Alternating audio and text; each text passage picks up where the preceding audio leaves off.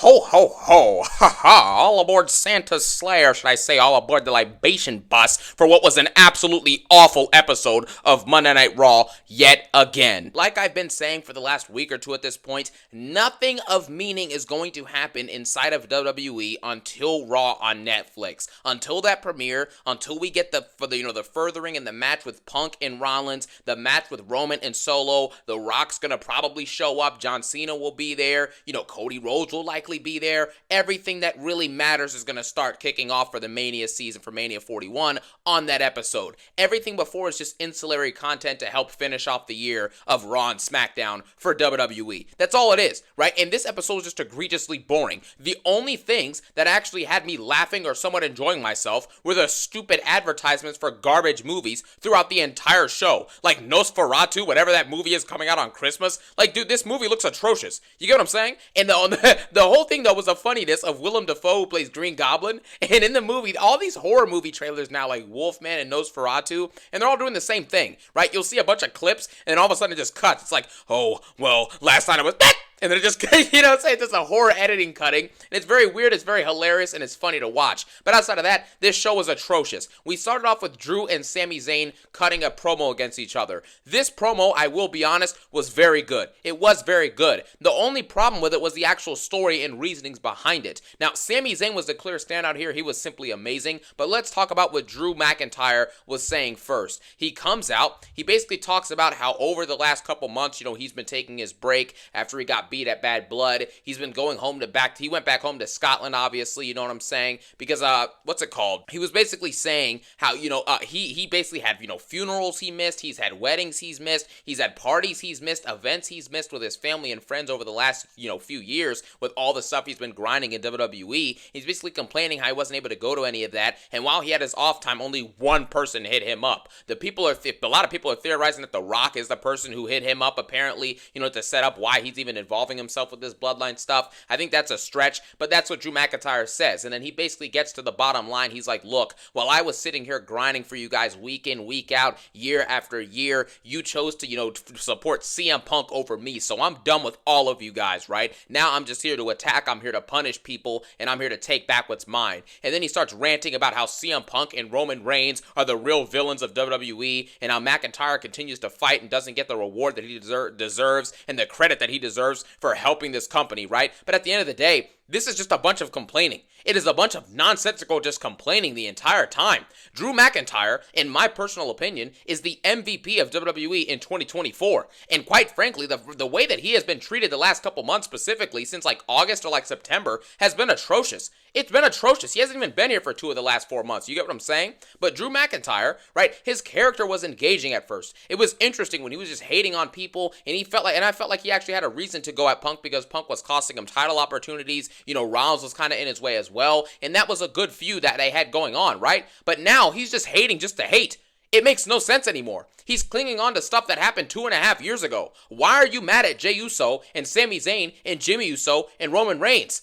What is the point anymore? The real person who you should be mad at is Solo Sikoa. He's the one who actually cost you at Clash at the Castle in 2022 so that you couldn't win your championship. So why are you mad at everybody else except for him? You're just pointing the finger at everyone else, and his character's just a big complainer now, right? Drew McIntyre is super talented in the ring. He's great in the ring, very good on the mic. He's developing too off camera, too, with the stuff he does on social media. And the fact that he's been whittled down to just a character that just complains about every single thing, and he's always upset, and he's going to focus, he's going to lock in, he's going to win this and win that. And then when he actually has matches, he keeps losing. He keeps losing. He lost the Royal Rumble. He won the Elimination Chamber and then won at WrestleMania and got cashed in on 2 minutes after the match. Then on top of that, he has a feud with CM Punk, loses that feud. What is the point of all of this? If he's going to continue to get excited and, say how passionate he is and how much of a fighter he is and he's punishing and destroying everyone, and look at how imposing he is too. He's a physical beast, and he's losing to CM Punk, who's wrestled 2 or 3 matches in WWE in the last decade. It makes no sense the booking on this guy. He's just a big complainer and a big wimp who at this point just continues to lose every meaningful match. So why would I care that he's arguing about Roman Reigns and Punk being villains? How is Punk a villain? Punk hasn't even done anything in the company in 10 years. You know what I'm saying? Roman Reigns has nothing to do with you. Solo's the one who cost you. And then Sami Zayn comes out and actually starts speaking about these things. He's like, what me or Jay or Jimmy or Roman has to do with you, it really doesn't matter at all, right? We're doing our own thing, and you're upset and you're pointing the finger. And Sami Zayn also brings up the fact, this is probably the best part of his promo. He brings up the fact, he's like, you're complaining about missing birthdays, funerals, and all these struggles you've had over the last few years and everything like that. Well, I am in the same business that you are in. I've been doing this for 20 plus years. I've missed funerals, I've missed birthdays, I've missed events, and I've missed meaningful moments that have happened with my family and close loved ones, right? But you don't see me complaining because we are lucky to be WWE superstars. We grinded for this, yes, but we also are in this situation because we chose to be WWE superstars. So you can't go pointing the finger and complaining. And all these people in the crowd, they have their financial issues, their economic issues, you know what I'm saying, their mental issues, their social issues, their physical issues, whatever it may be, and they're still showing up and doing what they do best in order to be the best versions of themselves. Very, very good babyface promo from Sami Zayn. I enjoyed it. I thought it was one of the best promos he's ever cut in his life, quite frankly. It was phenomenal on his part. But Drew McIntyre just sits there and takes this and then proceeds to say, you're the least of my worries with the bloodline, Sammy. And then that's it. That's it. They just start brawling, and then Jey Uso returns. It's not really a return. He was on the show like 2 or 3 weeks ago. He comes back, beats up Drew McIntyre, and then him and Sammy stand up tall, setting up a match with Sammy and Drew in the main event. But like I said, the story for Drew's character now is just stupid, right? It doesn't matter how upset and how irritated he gets if he's going to keep losing every major match. The only people this dude can beat are like Sami Zayn and Chad Gable. That's it. And Jey Uso, maybe. That's the only people he can actually beat successfully. Other than that, he can't win any meaningful matches anymore. It's just absurd at this point. The only when he did beat Seth Rollins had a blown out knee and was already in the storyline. He was like really hurt, and he was injured, and he was worn out from the night before with the night one main event. So he hasn't really legitimately won any meaningful match all year. Literally. It's absurd at this point. Stop complaining and actually have Drew McIntyre go for gold. If you want to get above these people who are the supposed villains of the company, why don't you go beat Cody for the championship? Or go fight Gunther for the championship? Those would be some interesting feuds. But are they going to do that? Of course not. Because WWE continues to do boring concepts and boring stories. Now we have the next aspect that wasn't even about the show, but I have to bring this up. Gunther, the World Heavyweight Champion, was not on the show. Where is he at? Does anybody know? Right? The World Heavyweight Champion, the workhorse of the industry, hasn't been seen on Raw in like 3 or 4 weeks.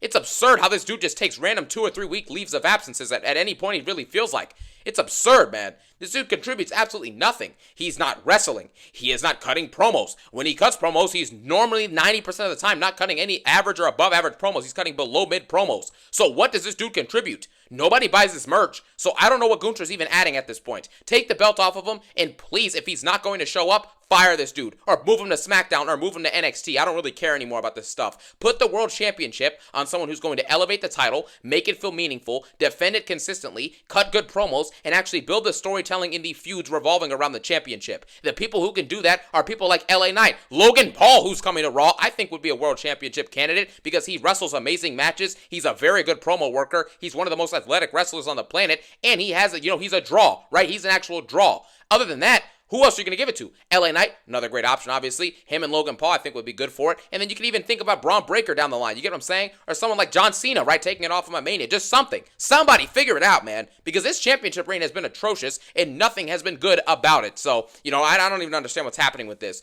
Judgment Day. Judgment Day segment is backstage. The Judgment Day storyline is absolutely washed. Basically, the summarization of what's happening here is that Liv and Finn Balor are at odds. Why are they at odds? I don't know. They're both losers, and they're both going to lose their respective future matches. Finn Balor just lost to Damian Priest and Gunther. Finn Balor is also probably going to lose next week to Damian Priest and the War Raiders. And Liv Morgan got beat up, got owned on the mic last week by Rhea Ripley in a mid-promo anyways. But, Rhea Ripley, was obviously the more dominant character than her in that situation. She also, pinned her at Bash in Berlin. And quite frankly, this storyline has dragged out too long. Liv Morgan at this point needs a U-Haul of her character. Same thing with Rhea Ripley, honestly, to an extent. She's going to be over regardless because she has a big fan base or whatnot. But Liv Morgan specifically in this Judgment Day stuff needs to be overhauled because the only person who can walk out of this Judgment Day storyline and actually be capable on their own is probably Dominic Mysterio. Everyone else in this segment is not going to be able to do anything when the story's over. Finn Balor has had the backing of the Judgment Day and all this other stuff, and he's still been a glorified undercarder at best the last year and a half.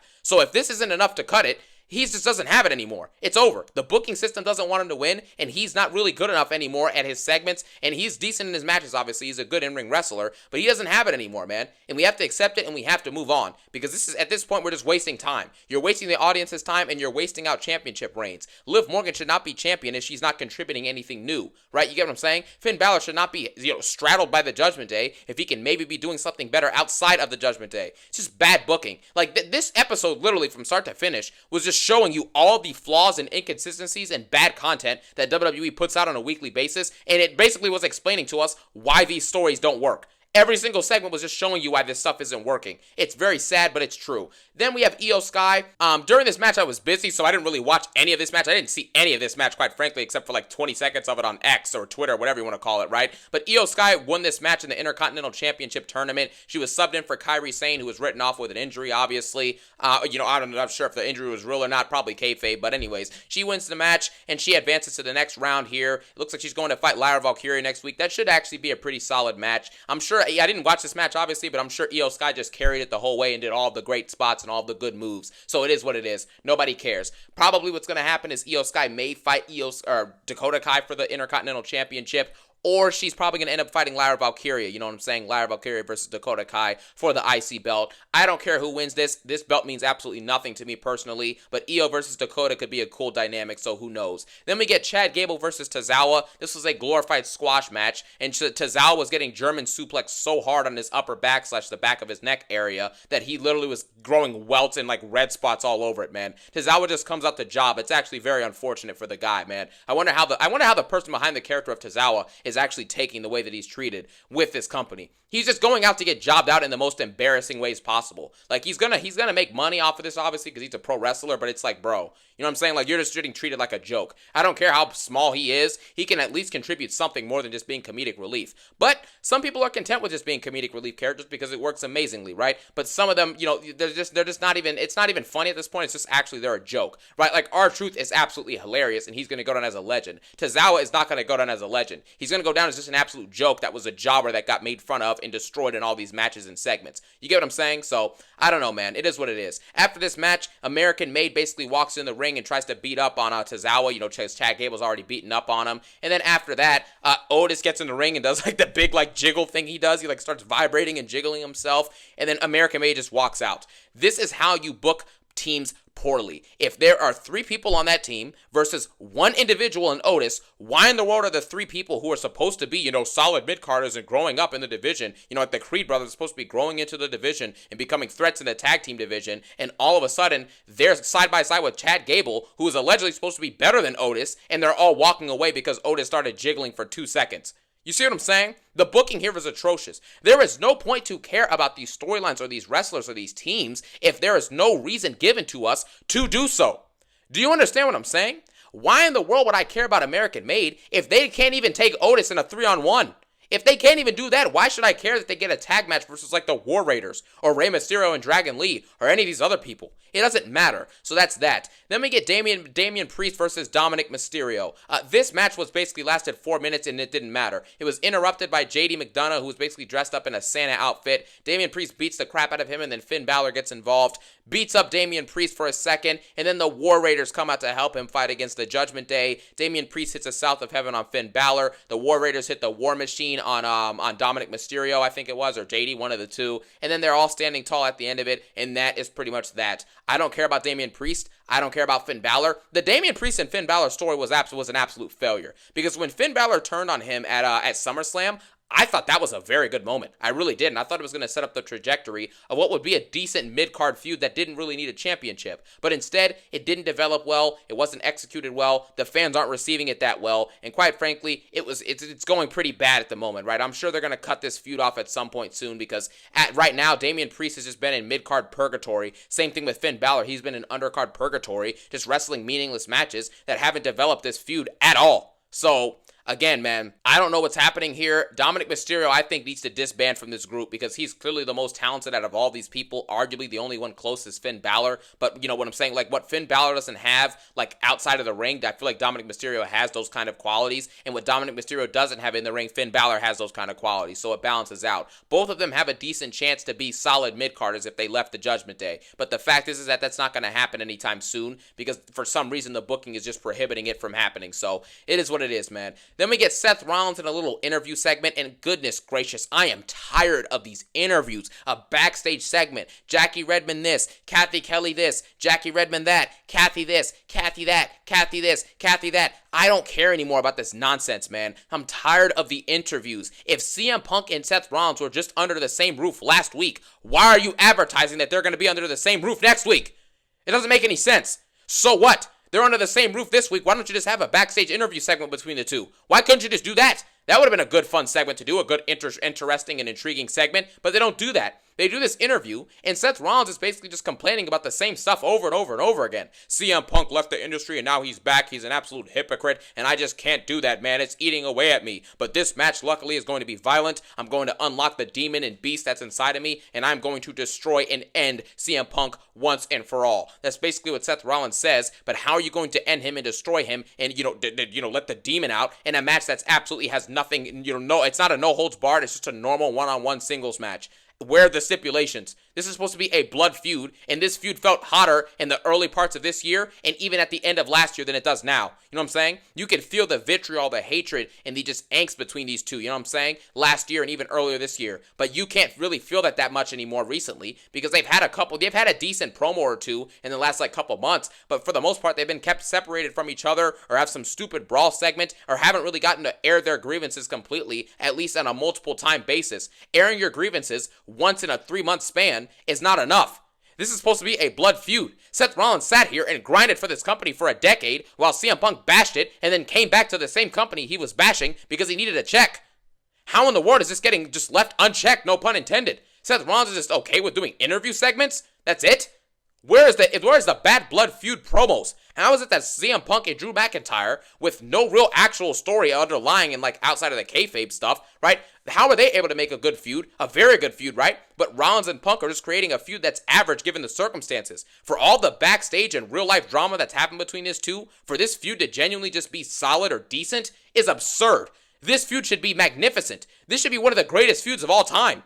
You get what I'm saying? You have the in-real-life material. You have the kayfabe material. You have the actual two talents working with each other. Punk is talented on the mic. He's talented in segments. And Rollins is really talented in segments. And he's an all-time great in the ring as far as I'm concerned. And the fact that this is the best we can get as far as content and a build for this feud is absurd.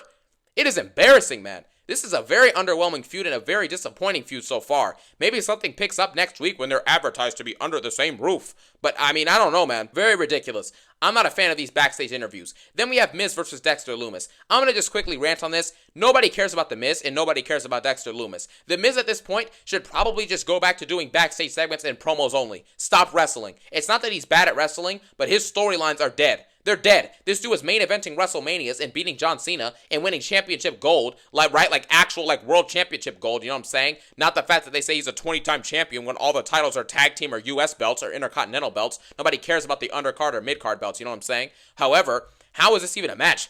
Miz versus Dexter Lumis? If I were to tell you 13 years ago that in 13 years the Miz would be wrestling Dexter Lumis on a random episode of Raw that was taped before Christmas, you would laugh at yourself. You'd be laughing at me. What are you talking about, C-Jax? You know what I'm saying? But now, you've actually fast forward to it, and The Miz is doing this, and the match was ended quickly. The Final Testament gets involved. The match doesn't even have a winner, I don't think. And then the Wyatt Six come out and beat them up, and then that's that. That's it. It's just to stand up with the Wyatt Six in the Final Testament. Nobody cares about this. This is going to boil over in a random 6v6 or a 5v5 on a random episode of Raw in probably Corpus Christi, Texas, or freaking, Wichita, Kansas, or some other no-names place. You get what I'm saying? It just is what it is. And at this point, I'm done with the Final Testament and the Wyatt Six. They get barely a reaction from the crowd. They're not interesting, and they're not engaging. right? It just is what it is at this point. Then we have the New Day segment. Kofi Kingston basically comes out with Xavier Woods, and they're both basically calling out Joe Tessitore and Wade Barrett for not having objective journalism and being biased in the way that they're portraying the New Day, you know what I'm saying, in the WWE media. Then they proceed to go in the ring. The boos are rampant this entire time they're cutting this promo, and they're basically complaining and saying that we didn't do anything wrong. We just said the truth, and we got rid of the bad stuff that Big E was doing. You know what I'm saying? He was holding us back, and we had to move on. And no one has 100% told to us why we were wrong and what we did to Big E. You guys are just booing. You know what I'm saying? And Kofi brings up the fact, he's like, we came all the way here, you know what I'm saying, from my hometown of Boston. And I'm like, wait a minute. Ain't you from Jamaica, bro? Yeah, you know what I'm saying? Like, weren't you from Africa? First, Kofi was from Ghana, West Africa. Then it was Jamaica. And now it's Boston. I'm like, where is this dude from? This dude's just from everywhere at this point. You get what I'm saying? So that was a little bit weird. And then he brings up the fact that his mom is in the crowd. Kofi goes out to the crowd and he's like, yeah, my mom, spent all these hours to come down here and see me. You think she did all that for this? Are you kidding me? And then he goes to hug his mom and says, yeah, I'm sorry all this is happening, but let's get, give me a hug or whatnot. And his mom doesn't hug him and then walks away, which is a cool little moment. And then everyone's like cheering his mom. They're like, Mama Kofi, Mama Kofi. So yeah, there you go. Pretty much the situation is with the New Day is that they're basically hated by everyone. That's the whole narrative of everything that's happening here. They proceed to go backstage, and Rey Mysterio is telling them that they need to get used to hearing New Day sucks. New Day sucks, because Rey Mysterio is tired of Xavier Woods disrespecting him. Xavier Woods says, why don't I flip that mask off so you can actually hear what we're saying, you dummy, or something like that. It was a really cool, funny little moment there. And that's basically it. The New Day is super hated. Hopefully they turn this into a good storyline, because the New Day is riding a high right now, because they did have one of the greatest heel turn segments I've ever seen in my life a couple weeks ago. So keep on riding the high, man. Hopefully something great spurs out of all this for the New Day very soon. You know what I'm saying? Then we have the main event. Drew McIntyre versus Sami Zayn. This match appearing on Raw on a taped episode of Raw before Christmas proves to you that Saturday Night Main Event was a glorified episode of Raw. Predictable matches, bland storytelling, bland wrestling, and nothing really engaging or intriguing with the story elements of these matches at all. This match was there's nothing to speak about in this match. Drew McIntyre just kept on hitting Sami's back and then made these weird facial expressions on the sideline and then went in the ring, and then Sami Zayn's back was hurting so he couldn't hit the haluva kick, and then McIntyre Claymore kicks him, and boom, there you go. Now he's like 3-0 or 4-0 versus Sami Zayn in singles matches in the last year or two or whatever, right? And that's pretty much the story of this match. After this is over, Drew tries to beat up on Sami a bit more. Jey Uso then comes out and he's trying to fight up against Drew McIntyre,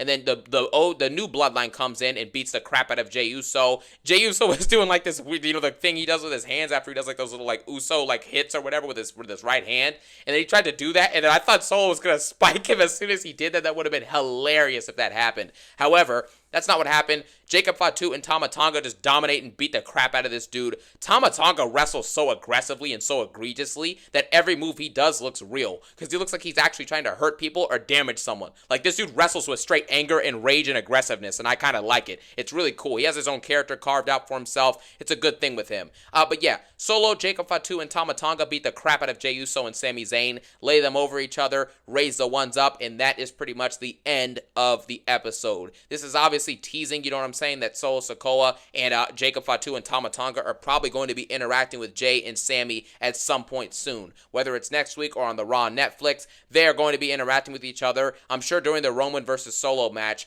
Jey and Sami and Jimmy will probably get involved unless Jimmy's still hurt or whatnot. Whatever happens with that happens. And then I'm sure that, obviously Fatu, Tama, and what's his name? Maybe, actually Brunson Reed and Tonga Loa are both hurt, so not them. However, they're all going to clash again. It is what it is. It's a revolving door that happens with the bloodline that, we just have to accept at this point and just continue to watch it, because that's all it is. WWE Raw tonight was a solid 3 out of 10.